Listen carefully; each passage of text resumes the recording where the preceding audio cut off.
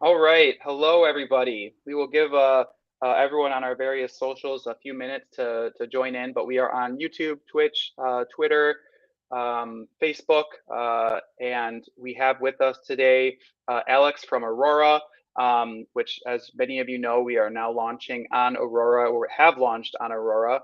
As of, I think, about 30 minutes ago, which has been a long time coming, and we're really excited about adding in this additional community under the fold of Cryptoblades. Um, uh, Alex, if you wouldn't mind maybe just telling us a little bit about yourself and maybe anything about Aurora that you want to educate our users on that they may not know, I'll kind of hand it over to you. Thanks, Philip. Thanks for inviting to this AMA session. Really enjoying to be probably for the first time on Twitch. um, so a little bit about myself and Aurora project. I'm the CEO of a company that is named Aurora Labs. We are the builders or the developers of Aurora project. Aurora is a network, EVM compatible network, where people are able to deploy their Solidity smart contracts, use all of the traditional tools, and our goal is to extend the Ethereum economy, give an ability for applications that are normally working on Ethereum with high commissions and with very specific set of users to extend it into broader set of users. And we are capable of doing this just because Aurora is based on top of Near blockchain, which is a scalable layer one solution. So Aurora is like, it is a separate chain, but it is not a separate chain just because it is just a smart contract on top of Near. So it's kind of interesting thing in itself. Aurora is in operations for almost a year. We also have some other products that are developed by us, including Rainbow Bridge, the trustless bridge in between Ethereum and Aurora. Aurora is pumping in the TVL right now, so you can go to DeFi Llama and check what is our position. And what I can say that on the bridge, Rainbow Bridge smart contracts, we have more than 1.5 billion worth of assets. So yeah, pretty cool seeing different games starting to pop up. Our previous experience was with the Moonflower Farmers, a game that is a fork of a Sunflower Farmers, Yeah. which was breaking another L1 solution. And I can tell you that though it was trying to break Aurora, like our RPC and the Near protocol and everything that we have had set up was working perfectly. But it resulted, unfortunately, into the implementation of the gas price, non-zero gas price. So before Moonflower Farmers launched, the gas prices on Aurora was just zero, and that's it. But then people started to play it, and we picked up in terms of the capacity, and because of this, some transactions started to drop. Like RPC needed to drop out some transactions, and the user experience was suboptimal. So that's why some commissions were introduced in Aurora since then. Well, hoping that Cryptoblades is not going to cause some major changes in the gas pricing for Aurora, but let's see. Yeah, awesome. And thanks for kind of, just jumping right in to GameFi, as well as kind of giving us an overview of Aurora and Near. I can say with certainty it's pretty rare that we can have um, uh, a CEO, of a particular layer two or layer one on our community, in this fashion. I know a lot of times, even with myself as the CEO of Riveted Games, it's sometimes not very common to be able to sort of have this conversation at this very high level, right? And one thing that comes to mind for me, and I'll, just to sort of pause there for a second, for all the people who have more recently joined, just as an aside, this is Alex, the CEO of Aurora, the EVM that we have recently launched on today. So if you guys have any questions, feel free to pop those into the chat. We can see all the questions from YouTube, from Twitch, from Twitter, from Facebook. So feel free to. We'll keep an eye on that. But one thing that comes to mind for me is maybe your trajectory from, you mentioned that Aurora has been in development for either live or in development for about a year. What kind of led you to wanting to provide this EVM solution on Near, and were you approached for it, or was it something that you proposed to the Near team, or is this completely independent of Near? Maybe just kind of clue us in on sort of the trajectory of how you kind of came to be. Yeah, sure. So I have been working for Near directly, and it was a team. There was actually two teams who have been working inside of Near. One was developing the bridge, another one was developing the EVM kind of solution on top of Near. And the logic of this was that, well, the Near protocol is a new layer one. It has an absolutely new runtime, and it is complicated for the developers and people to move from the Ethereum realm into Near realm. So Near needed to have some kind of department that will take care of the users, of the existing users, right?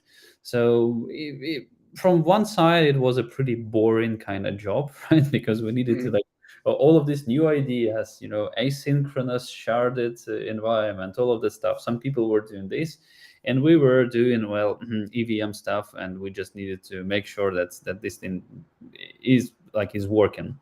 So so that was the idea, and we were inside of Near, and towards the actual releases, I have had a conversation with Ilya, who is the CEO of Near and one of the founders of Near protocol. So I was having with him a conversation, and we are indeed the people who are promoting decentralization. So we just decided with him that we need to separate this. We need to make it as a separate company. And so I started to lead it. So Aurora Labs was organized last summer. By that moment in time, Aurora was already launched. Rainbow Bridge was already operational too. And since then we are a separate company. Started with 13 people coming outside of Near, and now we are almost 15. So yeah, that's amazing. Thanks for that. And I can definitely relate even to sort of this idea of kind of sharding teams in a way, where you kind of take some of these members of teams that are really exceptional, and then saying, hey, how can we? Because as many people know, like when people are investing in a new token or a new project, what do they look at? The first thing on the white paper is who's the team behind it, right? Who are the people who are going to be making the magic happen? And that's really awesome that you come directly from Near. Like that I think provides a level of trust in Aurora, given how Near has really exploded onto the scene. And it's no wonder that I think when I first heard of Aurora, it was like, I think, correct me if I'm wrong on the exact stat, I don't have it in front of me, it was something like 700 million TVL within like 2 months of mainnet launch or something like that. And I was just like, wow, that's, we want to be involved with that. That's a team that really knows what they're doing. And then also to sort of have it pitched to me like, look, this is also a low cost solution. It's a scalable solution for where we want to be supporting GameFi, where in some ways GameFi is kind of used as this on other layer ones in particular. It's sort of used as this way to kind of entice activity on the protocol without really giving a lot of actual benefit to the teams. And I can definitely say for certain from the first time that we've been working, that we were introduced to your team, everything from all the main challenges of being a multi-chain protocol, like having the bridging technology and having the developer support and everything like that has been really exceptional. And that's just also to kind of help our viewers understand like why Aurora and not this other EVM, or why why this and why not that, or and even what you mentioned about how Near is kind of still in this phase where we're an EVM centric protocol. We aren't always going to be that. We want to delve out into other technologies, and that just means growing our teams. Ourselves, we started out as I think 4 people in April of last year, and we're now up to 45, and we have all these other kinds of projects that we're launching ourselves. But it's cool to kind of even have that sort of validation, like, wow, this is how other teams operate too. Like we can sort of build teams around those who are really exceptional at what they do, and there's no doubt that you have been exceptional at the CEO role for Aurora Labs, given what you guys have been able to accomplish so far. That kind of goes a little bit more into, you kind of delved into some of the challenges that you guys have had with one of the initially popular games on Aurora. And what do you guys see GameFi? What role do you see GameFi kind of taking on the Aurora platform? What's your sort of hope for that kind of vertical or that element? Yeah. So my personal point of view is that, for example, if we will take a look at sports, esports is just a massive finding of the previous years, and we see how this thing is just revolutionizing the way how people are thinking about this stuff. And I've been playing some computer games back when I was a kid, and that was always really fun. Right now, I cannot say that I'm a big gamer. I just need to take care of the company, so that's my game right now. But I understand how this thing is actually moving masses. I know some. I'm a Ukrainian guy. I know some people from who are doing esports on the highest level. They from the in case maybe there is a pretty famous Ukrainian team that is called Navi Natos Vincere, and I know some people from there, and they were doing this, and they are very exceptional in terms of um, the tactics, and especially when you play as a team, right?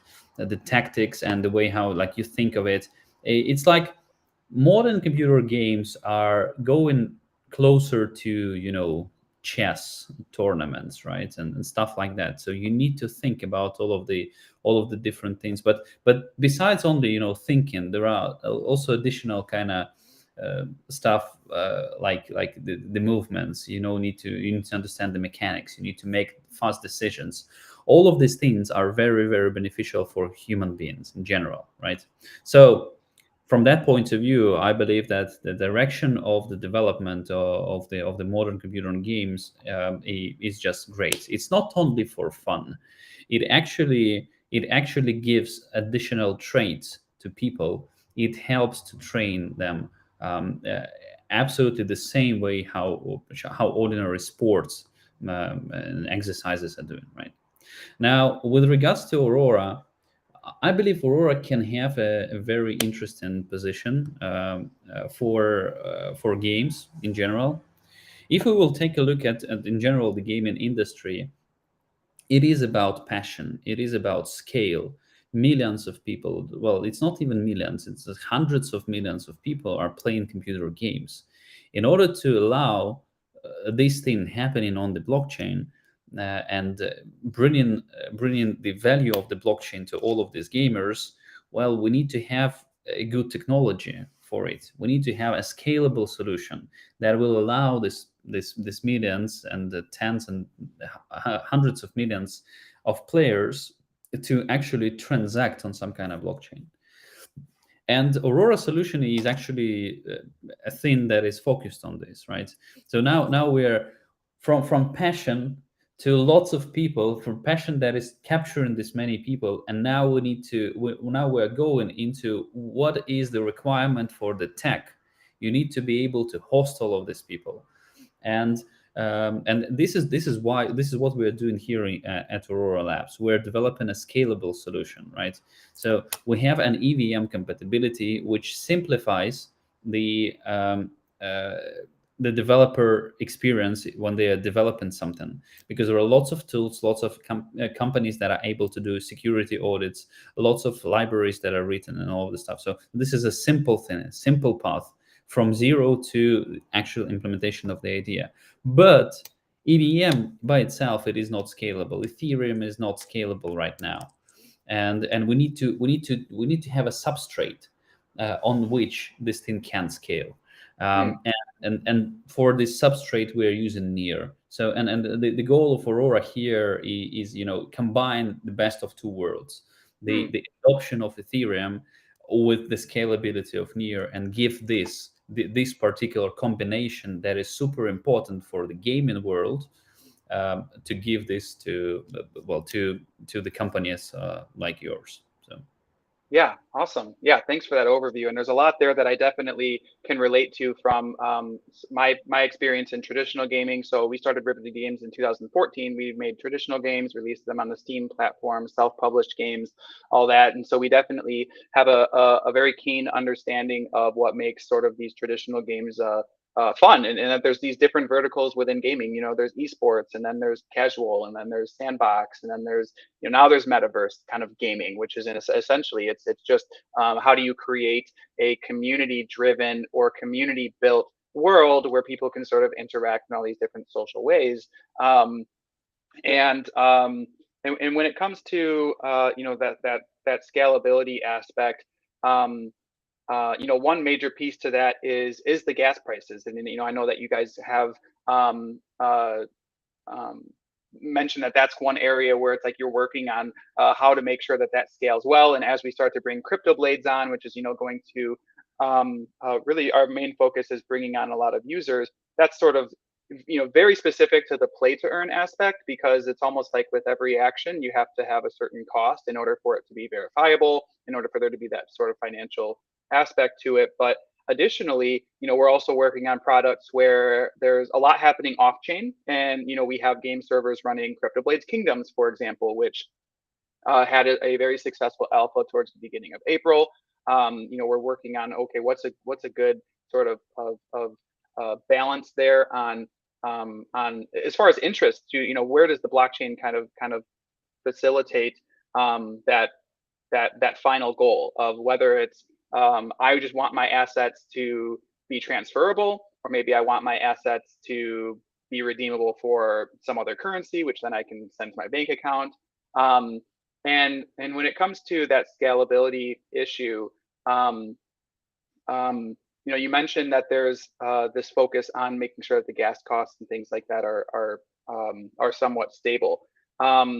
You know, let's say we bring in one, you know, by the end of the year, something like 50,000 or 100,000 daily active users. What are some of the things that can be done with on the Aurora side to make sure that as the transactions increase, that we can be having sort of that stability, and not maybe face the same problems as I'll use your terminology, other layer ones or other layer twos that you know, have had significant disparities from even beginning of day to end of day on gas costs? Are there certain solutions there that you guys have in mind?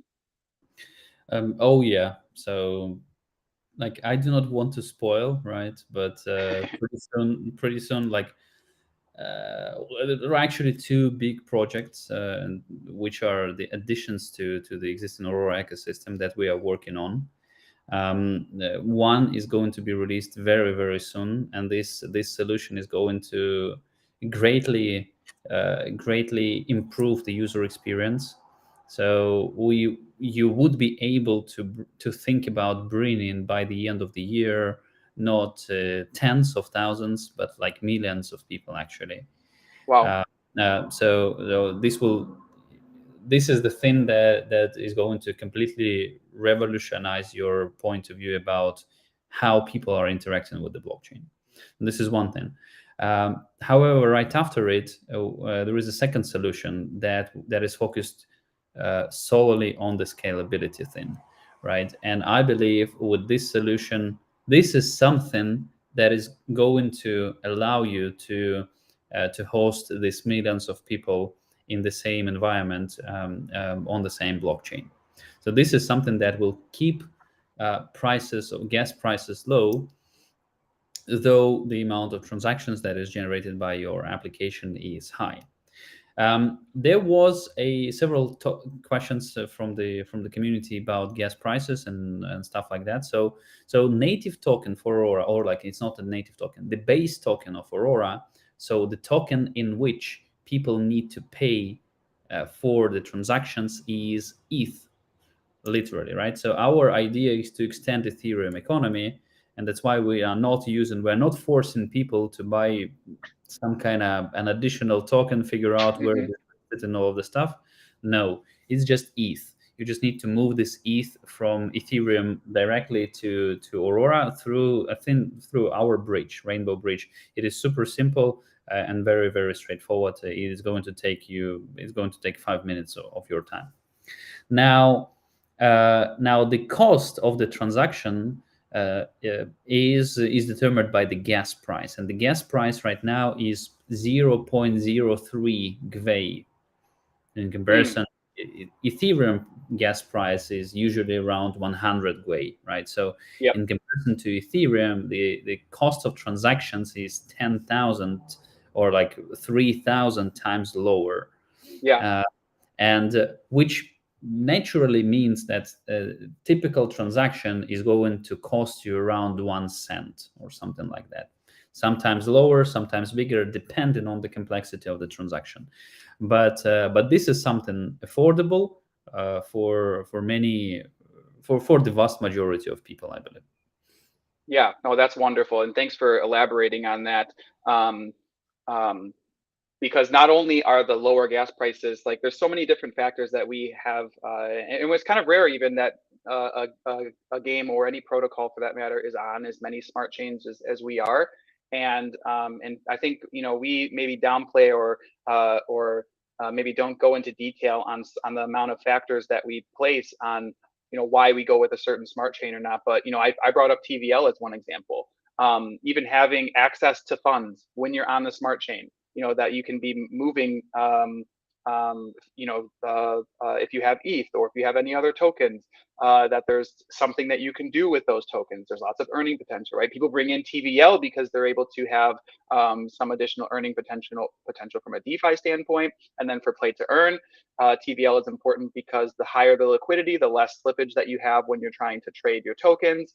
And so, for example, for those who are listening, who are contemplating whether or not they want to move from one of our other low-cost options over to Aurora, I would say, for one, look at the TVL and look at the activity and the direction, because there's even and while we obviously we try to serve as many of our users as well as possible, sometimes there's factors out of our control that like what is within the ecosystem for people to do once they move their funds there, right? Because you don't want to have this situation where people are constantly having to move funds in and out of a smart chain. And that's one of the real big benefits of Aurora is there's very high TVL. There's opportunities for people to be taking their earnings, and we've already been connected with the help of Alex's team with dexes and things like that to make sure that people can have, they can provide liquidity and earn some rewards that way.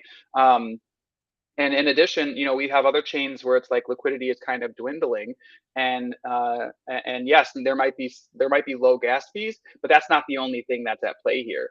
And just even speaking with you, like, yes, the low gas fee is important, but what about being able to scale to millions of users, right? That's really exciting to me. I had no idea that that's kind of on your guys' roadmap. And internally, our goal with our executive team is 1 million daily active users by the end of the year. And that's one of the reasons that we're going very hard at this sort of multi-chain approach, because sometimes there's people who are just very loyal to a given smart chain, or they have a lot of TVL of their own on a given smart chain. And when they are deciding how they want to be deploying, it's like, okay, well, if I can deploy a little bit of my funds to the skill token, and I can use that skill token to buy some characters and NFTs, like there's 30,000 people daily who are earning in Cryptoblades.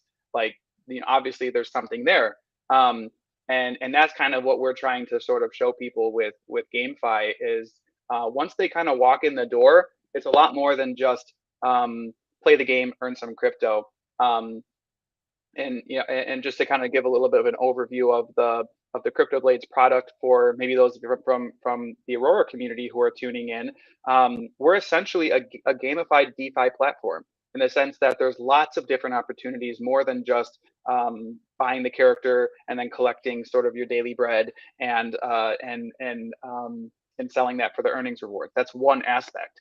Additionally, we have thousands of NFTs minted every single day because these NFTs have all different kinds of utilities and values within our ecosystem too. And we call them, we give them sort of gamified names. For example, we have a system called quests, right? That's something that's in every RPG. You go out and you do a quest and you get some reward.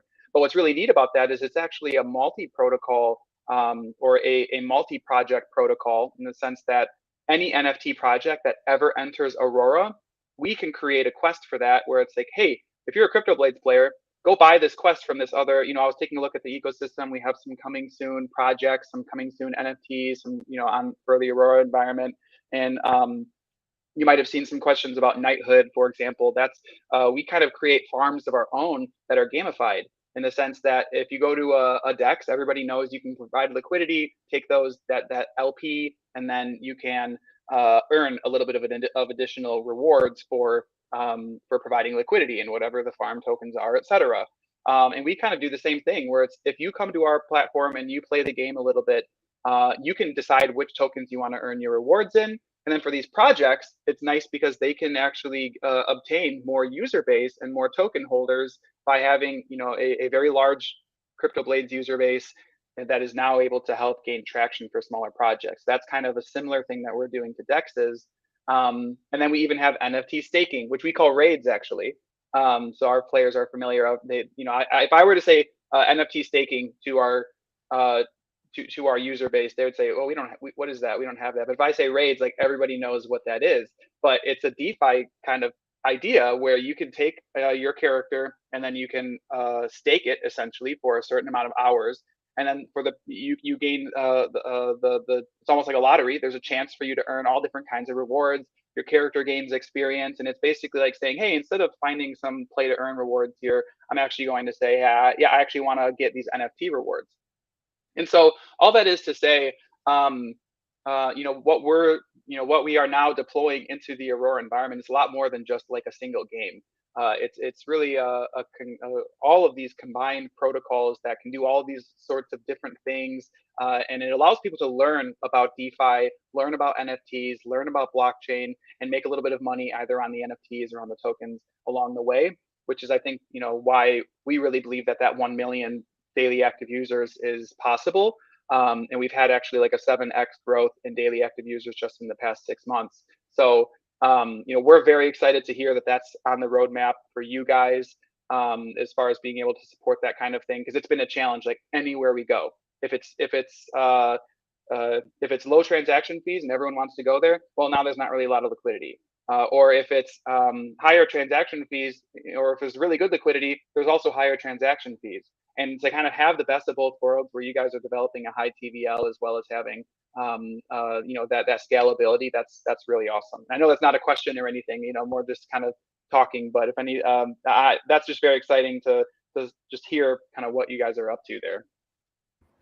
Yeah, absolutely. And so from my point of view, like there is a big gap right now in between Web3 and Web2. This is also, going to be a little bit of random kind of rant, but there is a big gap, and Web3 people, they indeed, they revolutionize the like the way how society works and how people are thinking about it.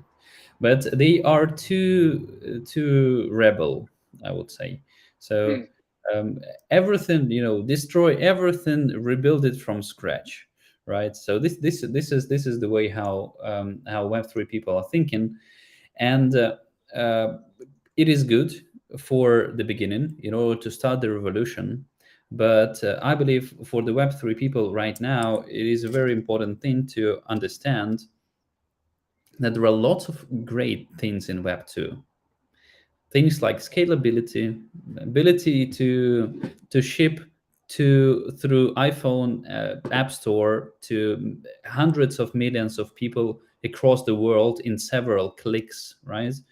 So all of the great things from the internet, like content delivery networks, ability to stream directly from one place into 4 different platforms that can supply the video to multiple thousands of people at the same moment in time, right? So all of these technologies and all of these advances, they are marvelous, and there are lots of things that Web3 can learn from all of this stuff, right?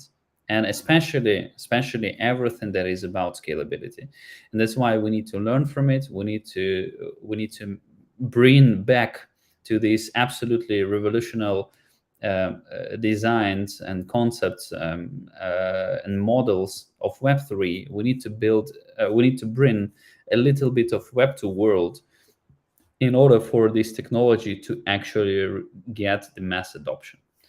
And and that's why we are working in this direction. Our goal is to give an ability for everybody on Earth to work on top of Aurora or on top of a blockchain, right? It is not that important that it is Aurora, but it is important that people will be able uh, to have control over their voting powers, over their money, over their anything that they are doing, right? So, and that's why for this we need scale. Yeah, absolutely. And it's uh there's a lot of people sort of in this Web 3.0 or blockchain circle who are kind of like um you know only Web 3.0, like we need to reinvent everything. I totally get exactly what you're saying. Like even within our team, sometimes it's like, wow, like how many headaches are we going to have just to make this thing work on blockchain versus like, can we do this a little bit differently or that? And the analogy that I tell people is when it comes to blockchain technology as a whole, like we're still in the dial-up phase, right? Like where we're paying for each individual transaction. And yes, there's a reason for that. It's because you need to have a stake. If you're if you're providing some value to the blockchain, it can't just be completely free forever. Otherwise, there's other kinds of issues there. But that being said, we're still so very early, and everything that we're building is should be considered uh, on very kind of in a way like adolescent technology. Like we're still in that phase where it's not totally matured yet. And even as you're mentioning, like there's things that you're working on that are going to give drastic jumps in the amount of concurrent activity that's on the just on the Aurora side, which is awesome. And that being said, it's like we kind of need to be growing with it. Where yes, we can't just move everything over to Web 3.0 right now because that's just not necessarily feasible. And what can we learn from Web 2.0 that has allowed it to be successful, and even that has failed in the past? Like as many people see a lot of similarities between different token projects or Web 3.0 projects and like the .com bubble, where it's kind of like all these ideas that sound really good, and how can you execute on it and actually create a profitable business? That's all another story. And that's something that we work on all the time, even with Riveted Games as a whole.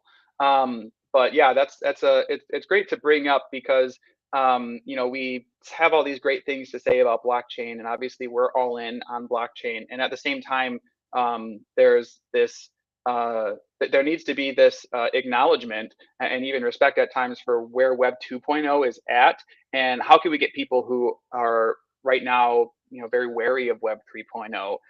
And in gaming in particular, I know you mentioned there's not as much time as you would like. The one game you play is uh, you know CEO of Aurora Labs, but even in gaming, we have this issue where there's like toxicity towards blockchain games, and it's at times seems strange, and then you kind of think about it. And I was just talking with some of our friends over at Engine Labs, even too, who are very much into gaming and GameFi, and it's this idea that um, when you bring financial systems together with really any other product, a lot of times that causes a lot of friction. And that's something that we have with blockchain too, right? Like people are looking at decentralized exchanges like, oh, this is, they'll say the worst, like, oh, well, every decentralized exchange is a Ponzi scheme. Or like, like really they'll like that's just how they will sort of generalize. Even people within the crypto space will kind of characterize them that way. And then you sort of look at, well, what are some of the other things that a lot of these decentralized exchanges are doing outside of provide liquidity, gain a token? It's like, well, we're also creating a platform for other projects to launch. And then you have initial farm offerings. And there is actually innovations happening that are sort of addressing the main problems and the obvious problems with it in ways that are completely revolutionary. And at the same time, even with Cryptoblades, for example, we're one of the only games that runs ads, for example, which is very much like a Web 2.0 thing. It's huge in Web 2.0. Actually, it's like the primary way that Web 2.0 makes money is through running ads. And we've done probably 5 different ad publishers that we've worked with, and we settled on a very high quality crypto based one. But that even that is kind of like, well, is that something we want for our users? And it's like, well, if we're able to pay more rewards to them because we can buy back tokens by doing ads, like that's something I'm going to pursue, because that's how we can continue to maintain sustainability, which I'm sure you've seen as one of the primary issues with play to earn games in the space. And that's something that we learned from really our kind of traditional gaming and Web 2.0 background. So yeah, those are all really great points, and it's almost like, what pieces are we going to take and even set a precedent for? Like, I maybe don't want to set the precedent that play to earn games need ads. So we have other products that we're also working on. But at the same time, it's like, what's the cost there? Is like, if every other game starts running ads, it's kind of like, well, is that the experience that we want Web 3.0 to be defined as? Is something that requires, just like advertising? And so now we're working on other things, like I kind of mentioned, our multi-farm, which is a way for projects not to put just a banner ad on Cryptoblades, but they can actually provide tokens, and those tokens are part of a reward pool. People learn about the project then, and they earn the tokens, and that's a very Web 3.0 sort of solution to this problem that's existed since Web 2.0, which is how do we sort of monetize our presence or our clout or our user base. There's some kind of similarities there, where we are actually trying to set like good precedents while also kind of using some existing Web 2.0 technology as kind of a stopgap to kind of get us over the hump, right? So no, that's absolutely relevant. I wanted to get through, if you don't, I'll let you comment on any of that if you want. I wanted to go through, in the meantime, some of the questions that I see from people as well. And so I'm going to spend a minute reading through there. And if you see anything, feel free to chime in too. Oh, I like Yeah. this. I like Alex. He seems very knowledgeable. So that's kudos to you. And I would Yeah, definitely thanks. agree. I was seeing one question that I would like to address, and first of all, I'm super happy to read all of the comments and seeing that people are interacting with each other and helping each other. So this is super cool. It's super great to see your friendly community here. There was one question about the Aurora token. What is, in case, since is a base token, what's the point in having Aurora token? The point is that Aurora token is a governance token, right? We actually launched the DAO for Aurora to govern Aurora before the token, and then the DAO decided literally to launch a token because the DAO decided that yes, we need to have more decentralized governance of the protocol. That was the whole point. Literally, you can just imagine the situation. It was like we spin out the company. The company has the IP rights, and this is the project that is associated with this company. And then I was given out all of the control to the DAO members, which was like 13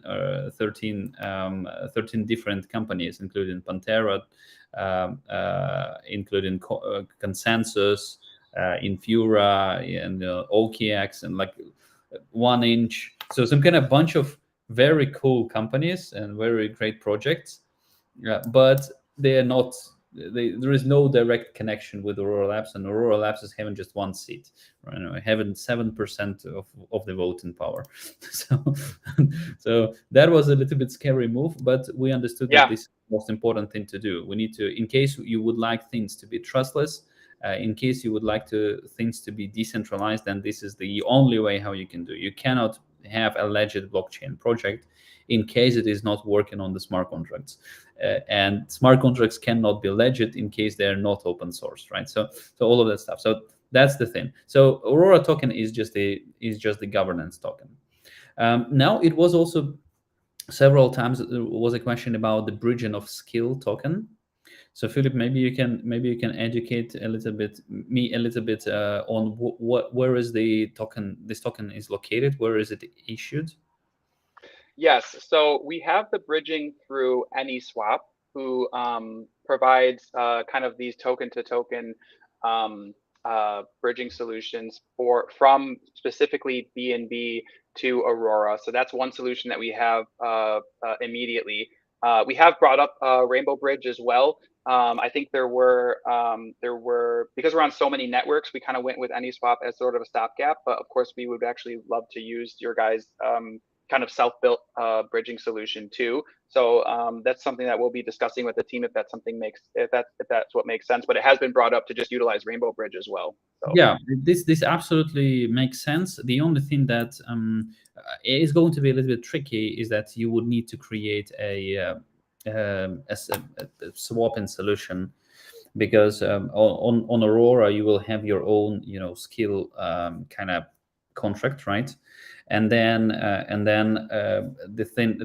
you would not be able to automatically convert the bridge tokens from Ethereum or from BSC into this particular token. So you would need to create a pool where you're going to exchange one into another, and that's it. And just people are going to provide liquidity for this. So something right, like Curve style pool with super low slippage. But yeah, this is something that needs to be done. And yes, absolutely, any token can be bridged over the Rainbow Bridge. It is trustless, it is permissionless. If you would like to bridge your own token, you can go and bridge it right away, right? In Rainbow Bridge interface, you are actually able to bridge not only the tokens that are listed there in the interface. You can just take any ERC20 address and bridge this token. The question is, what is there with this token that you would be able to do on Aurora? Yeah. Because if there is no pools or there is no kind of functionality of this token, then obviously you're going to be the only holder of this token. That's why, Philip, I'm saying that we need to have this additional pools. And if you need any support, I can connect you with stable swaps that are there on Aurora that will be able to help you with organizing these pools. Awesome. That sounds really great. So we're getting towards kind of the end of our time. Is there anything in particular that you want to leave our viewers with, or any questions that you saw that you would like to answer for people before we hop off? Putting it back on you there for anything else that you want to add. Yeah, I wanted to ask you actually a question. What is Palo Palo? What does it mean? You said it. Palo Palo is a Filipino phrase or a Tagalog for essentially for combat. So like the main play to earn